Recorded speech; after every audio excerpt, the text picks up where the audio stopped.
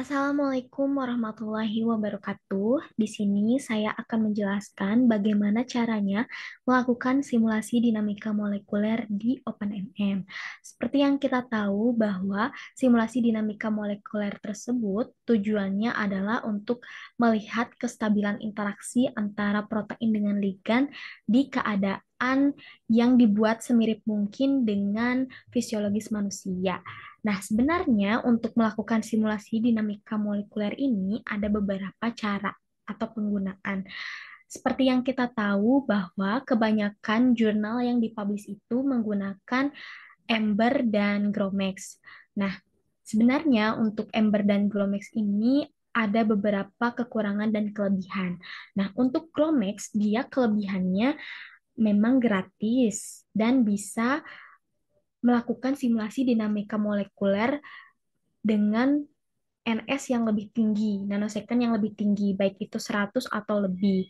Namun, kekurangannya adalah membutuhkan perangkat keras yang memadai untuk penggunaan simulasi dinamika molekuler tersebut. Juga ada beberapa perangkat lunak yang harus diinstal gitu ya, agar mendukung pada saat melakukan proses simulasi dinamik. Nah, selain itu, pada proses running membutuhkan waktu yang agak lama, biasanya beberapa hari untuk mencapai nanosecond yang tinggi. Misalnya yang 100 nanosecond biasanya seminggu atau 2 minggu. Nah, selain itu juga kekurangannya di sini adalah dalam prosedurnya. Prosedurnya memang agak sedikit rumit untuk Gromex ini.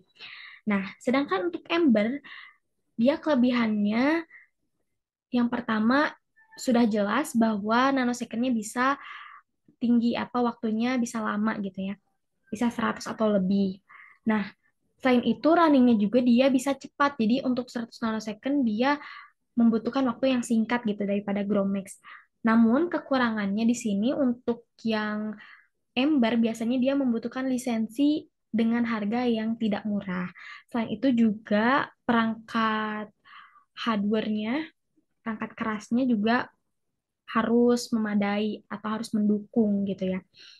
Nah, selain itu juga prosedurnya sendiri memang agak rumit. Lagi-lagi prosedurnya juga agak rumit gitu ya. Nah, sedangkan yang akan saya jelaskan saat ini adalah penggunaan simulasi dinamika molekuler dengan menggunakan OpenMM. Nah, OpenMM ini ada beberapa kelebihan dan kekurangannya. Untuk kelebihannya dia praktis gitu ya, terus mudah dipahami prosedurnya, gratis, dan juga tidak perlu perangkat yang maksudnya dia bisa di laptop, bisa di PC, bisa dilakukan di eh, mana saja gitu ya. Namun memang kekurangannya adalah yang pertama dia membutuhkan koneksi internet gitu ya. Ya hanya membutuhkan koneksi internet, namun koneksi internet tersebut harus stabil karena kalau misalnya tiba-tiba jaringannya terputus, dia bisa error atau bisa kembali lagi runningnya gitu ya. Harus diulangi lagi dari awal. Nah, kemudian dia kekurangan utamanya adalah kalau misalnya yang gratis, nah OpenMM ini kelebihannya salah satunya gratis ya. Nah, yang gratis ini dia tidak bisa melakukan simulasi dinamika molekuler dengan nanosecond yang tinggi. Jadi biasanya dia bisa mencapai 10 atau 20 nanosecond saja. Ada limitnya tersendiri, itu kalau tidak salah selama 4 jam gitu limitnya. Nah, itu pun tergantung dari seberapa kompleks protein dan ligannya. Kalau misalnya tidak sekompleks itu, kemungkinan dia bisa mencapai 20 nanosecond. Namun kalau misalnya si kompleksnya itu emang agak banyak dan rumit, dia biasanya hanya bisa 10 atau 5 nanosecond saja gitu. Sebenarnya untuk OpenMM ini sebenarnya bisa saja untuk mencapai 50 nanosecond gitu ya. Namun emang harus membeli lisensinya terlebih dahulu.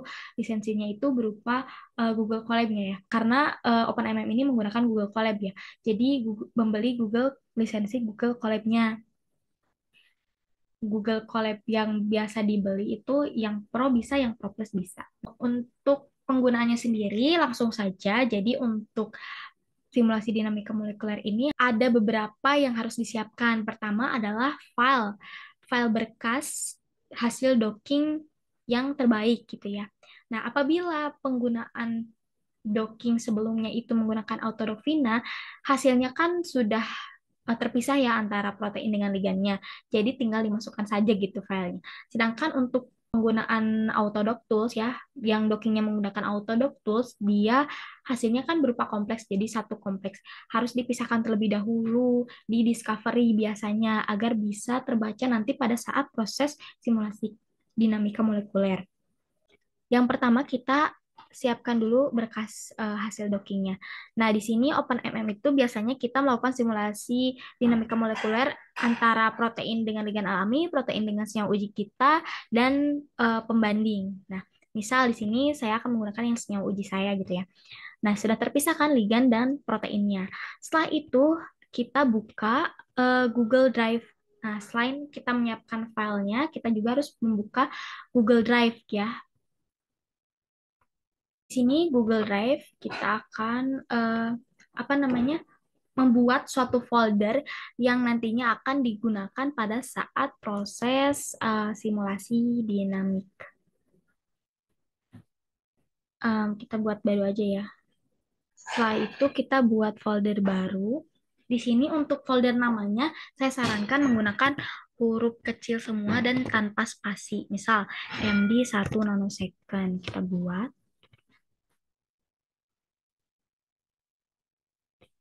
Nah, di sini kita sudah membuat foldernya. Nah, apa sih yang harus dimasukkan gitu ya? Yang di-upload adalah file tadi, file protein dan ligannya.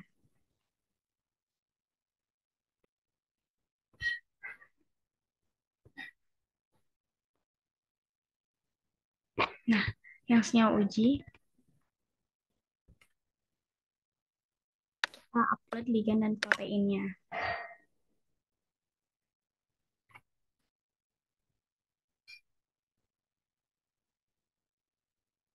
Nah, setelah itu, setelah kita terupload, baru kita buka tab baru. Kita search Google, Google. Kita search Google Colab Making It Rain.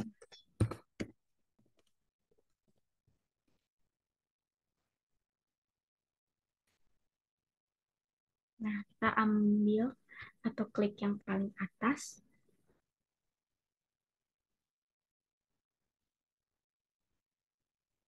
Nah, setelah itu kita ke bawah, ada yang namanya protein ligand simulation. Kita klik.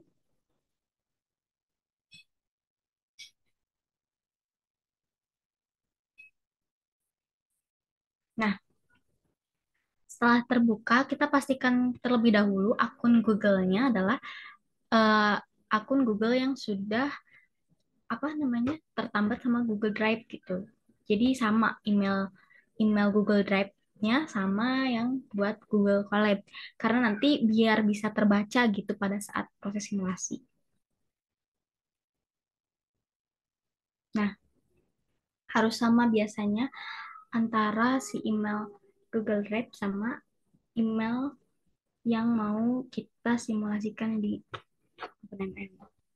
Nah, di sini adalah tampilan awalnya pada saat kita melakukan simulasi. Oke. Nah, yang pertama kali adalah kita langsung saja ke install Colab. Jadi, sebenarnya ini adalah untuk menginstal sistem-sistemnya gitu ya. Nah, biasanya membutuhkan waktu beberapa detik biasanya, beberapa menit. Dan jangan lupa untuk install Conda Collab ini ada 2 kali, jadi jangan langsung ke install yang selanjutnya karena nanti pas udah checklist itu minta lagi running.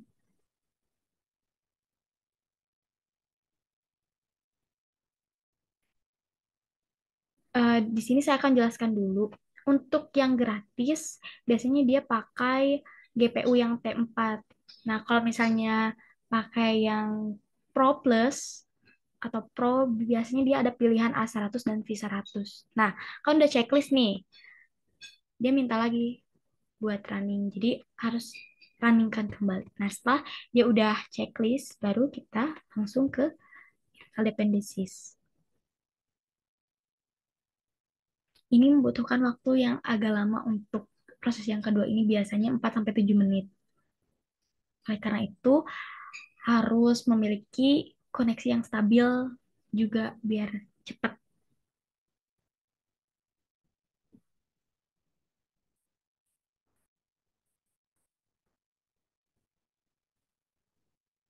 Nah, setelah sudah, kita langsung ke step selanjutnya ya,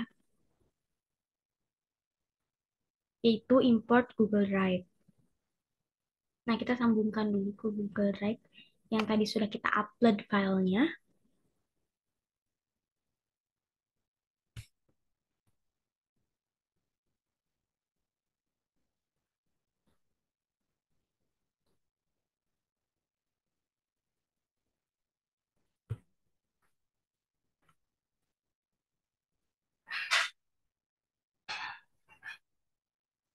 Oke.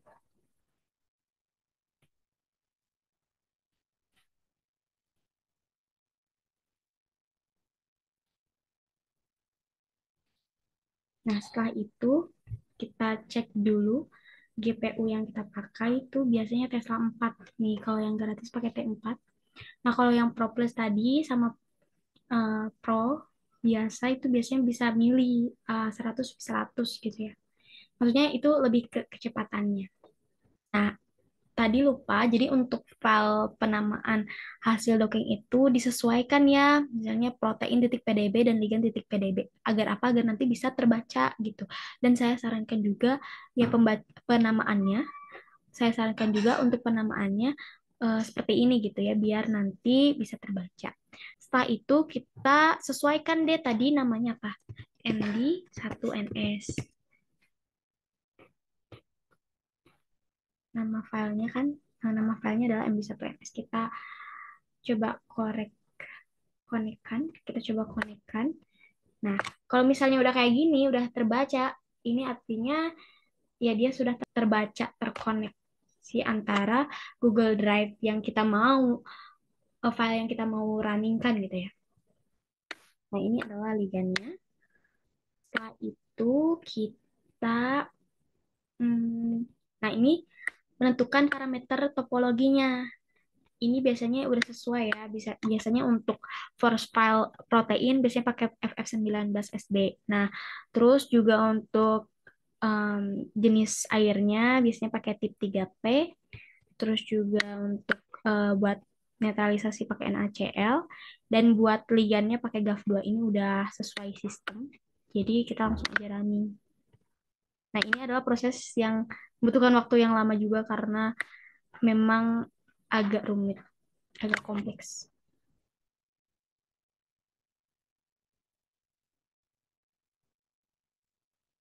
Nah, setelah sudah, lanjut ke step selanjutnya adalah untuk melihat bagaimana interaksinya ya.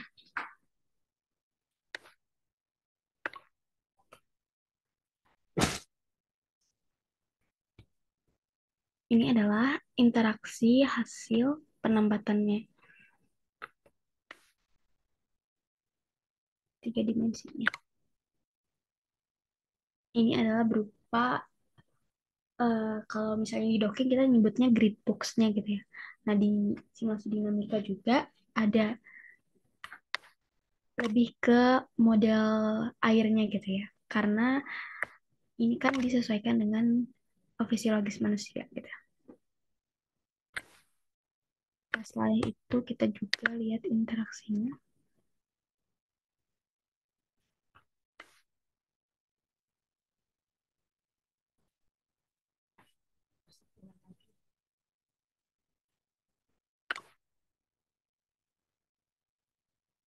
Peningkatannya.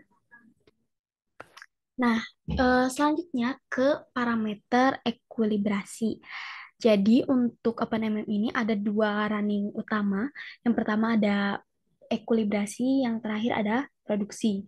Seperti yang kita tahu bahwa untuk tahapan MD ini tidak jauh dari kita persiapan berkas, tadi tuh penyiapan topologi, minimasi, dan lain-lain. Untuk OpenMM ini ada dua nih yang terakhir, yaitu ekuilibrasi dan produksi. Nah, untuk ekuilibrasi ini biasanya dia kalau di OpenMM sudah nyatu sama minimasi, step minimasi gitu ya. Nah, biasanya kita menggunakan yang 1000 saja. Nah, untuk waktunya ini bisa disesuaikan. Kalau misalnya kita mau running misalnya targetnya adalah 10 nanosecond. Nah, untuk ekuilibrasi ini sebenarnya bisa saja 1 nanosecond gitu ya. Dan diproduksi 10 nanosecond. Tapi bisa juga dua-duanya 10 nanosecond karena ya lebih baik gitu ya. Agar sama ya lebih baik sama gitu ya. Tapi sebenarnya bisa-bisa saja tergantung kita maunya ekuilibrasi berapa nanosecond gitu ya.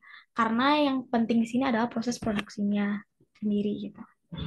Biasanya kita coba dulu karena kita nyobanya 1 nanosecond, berarti di sini juga kita tulis 1 nanosecond dan temperaturnya adalah 310 disesuaikan dengan suhu tubuh manusia kan. 310 dari mana? Karena satuannya adalah Kelvin gitu. Jadi dari Celsius ke Kelvinin adalah sekitar 310. Nah, untuk trajektorinya udah kita langsung runningkan lagi parameternya. Habis itu kita running untuk ekuilibrasi. Nah, biasanya untuk 1 nanosecond itu membutuhkan waktu sekitar 12 menit kalau tidak salah ya.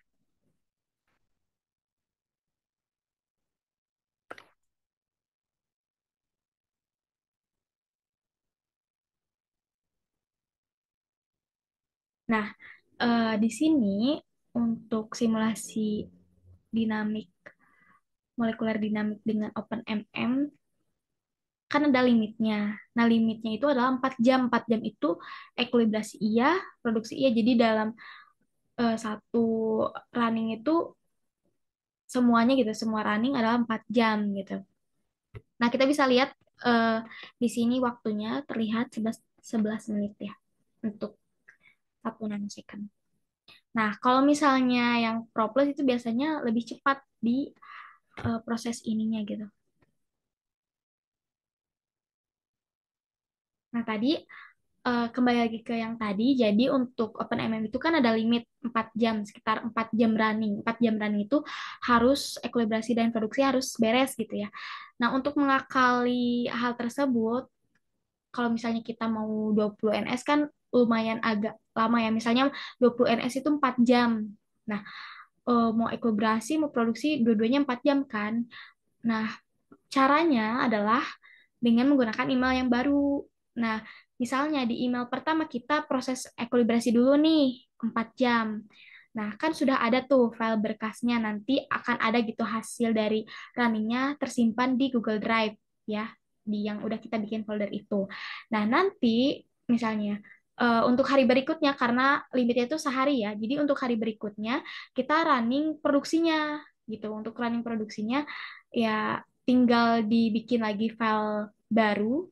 Terus yang hasil dari sebelumnya, hasil udah yang ekuilibrasi itu dipindahkan ke email baru. Habis itu seperti yang tadi, seperti biasa kita runningkan dulu si awalannya. Nah, cuman pas di parameter ini, di parameter run ekuilibrasi kita lewat, kita langsung aja ke running produksi, parameter yang produksi gitu. Kalau misalnya untuk mengakali agar nanosecondnya bisa lama gitu. Itu pun ya memang terbatas hanya 4 jam sehari untuk yang gratis.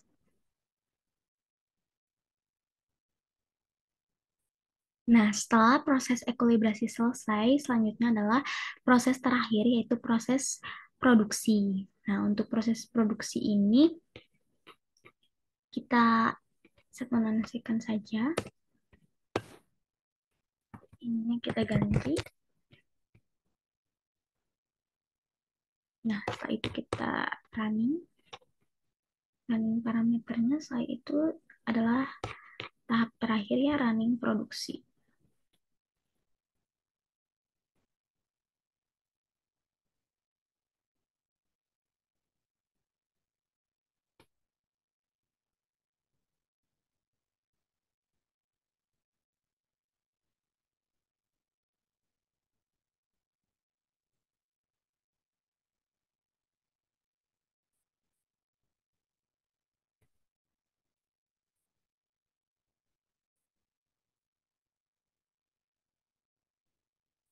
Setelah sudah selesai, kita langsung ke analisis trajektori, analisis dari hasil simulasi dinamika. Seperti biasa, kita ketik nama filenya md1ns. Setelah itu kita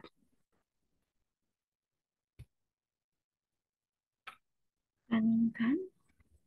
Nah, di sini ada beberapa parameter yang biasanya dianalisis itu adalah RMSF, RMSD, nilai radius of gyration, dan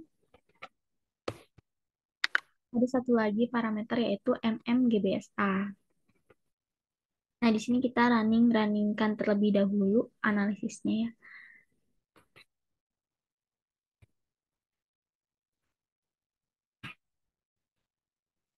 Selanjutnya kita ke analisis. Nah, untuk MMPBSA ini memang agak sedikit lama.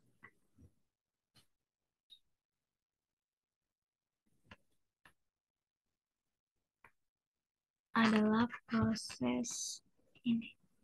Kita runningkan aja semuanya dari analisis tersebut.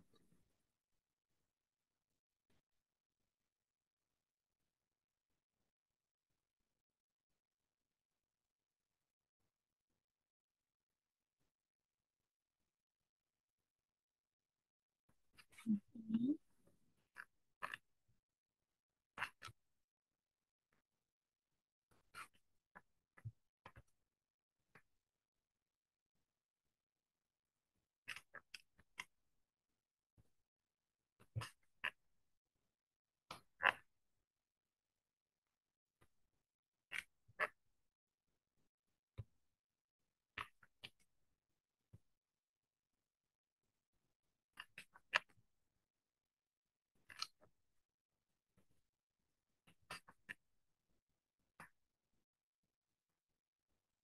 Ketika sudah di running semuanya, kita langsung lihat di file Google Drive tadi dan akan terlihat hasil-hasilnya ya. Nah, seperti ini. Oke. Selanjutnya adalah bagaimana sih caranya untuk menganalisis dan menginterpretasikan hasilnya. Yang perlu disiapkan yaitu berupa spreadsheet terlebih dahulu ya, nanti biar bisa di kopas-kopas. Caranya adalah seperti ini.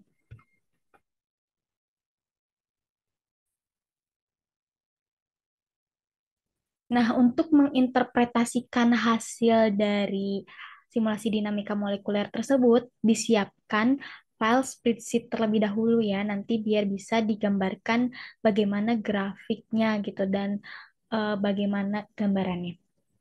Nah, yang pertama kita sudah siapkan file spreadsheet-nya, habis itu kita buka yang file ini yang tadi sudah kita buat MB1 nanosecond kan.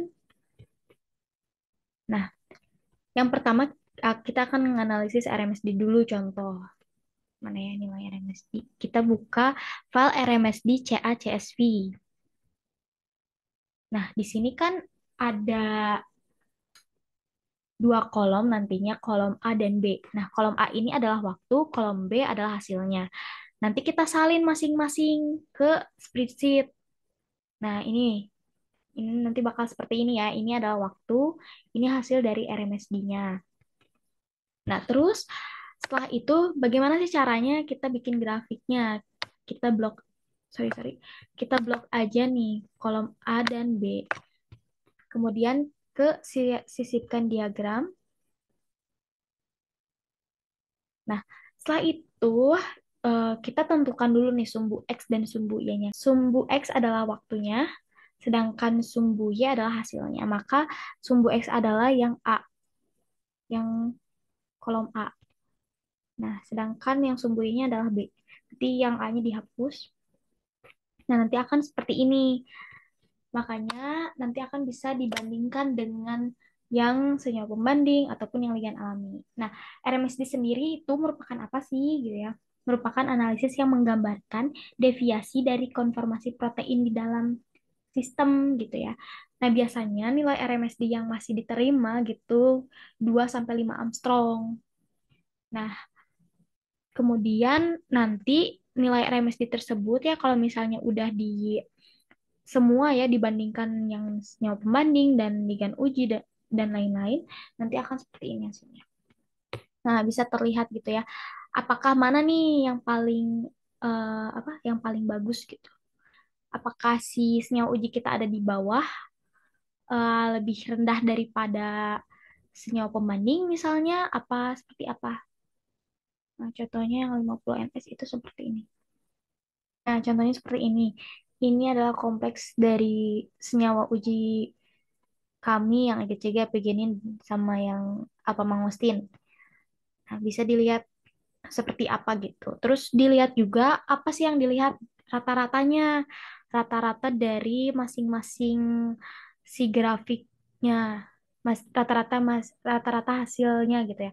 Misalnya yang AM ini dirata-ratain yang pakai rumus sama dengan average, nanti ratain berapa Armstrong gitu ya. Nanti bandingin sama yang ligan pembanding atau ligan alami, apakah lebih rendah dari ligan alami atau pembanding atau seperti apa gitu. Nah, biasanya kalau dia semakin kecil si nilai RMSD-nya, maka dia itu lebih stabil gitu ya. Nah, selanjutnya sesudah nilai RMSD, kita ke RMSF.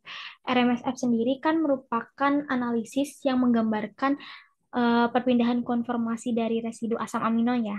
Ini lebih ke residu asam aminonya, nanti dia akan memperlihatkan fleksibilitas fleksibilitas dari proteinnya. Terus dilihat juga fluktuasinya gitu, apakah dia rendah, apa gimana fluktuasinya tuh. Nah, caranya sama, kita buka file yang MD 1 nanosecond, terus dilihat ada file yang namanya RMSFCACSV. Nah, RMSFCACSV ini sebenarnya ada 3 kolom. Yang pertama ada waktu, kemudian ada hasilnya, dan yang terakhir ada yang namanya residu asam amino. Oh, yang B-nya adalah penyusun atau nomor residu asam aminonya, ini adalah hasilnya gitu ya. Nah, nanti yang dilihatnya apa gitu ya, yang digambarkannya atau yang digrafikannya adalah yang kolom B sama kolom C. Sama kayak tadi, disalin dulu, terus dimasukin ke spreadsheet. Nah, baru deh kita grafikan kembali antara kolom ini sama ini. Nah, terus kita tentukan sumbu X. Sumbu X-nya itu berupa nomor residunya, berarti yang D ya. Kita tambahkan sumbu ininya yang D. Berarti yang ini kita hapus yang D-nya, buang. Nah, nanti akan seperti ini hasilnya. Nah, untuk residu asam amino RMSF ini, residu asam amino ini, nah untuk residu asam amino ini biasanya dia udah nama asam aminonya gitu. Udah nama residu asam aminonya nanti seperti ini nih contohnya. Bisa aja diubah itu caranya tuh dengan membuka struktur protein kita di Discovery. Nanti ada nama-nama penyusun asam aminonya seperti ini. Tinggal disalin aja, diganti gitu. Nah, nanti bakal kelihatan kayak gini. Nah, nanti dilihat mana nih si residu asam ini dia dia berfluktuasi di residu asam amino yang mana gitu. Apakah di sisi aktifnya juga dia lebih rendah apa enggak gitu. Dilihat juga kalau misalnya eh, RMSF tuh semakin rendah berarti dia semakin pati residu asam amino yang benar gitu ya, yang residu sisi aktifnya juga gitu ya. Yang paling rendah yang mana gitu. Dilihat biasanya tuh syaratnya juga kalau nggak salah sih berapa ya? 1,4 kalau nggak salah ya.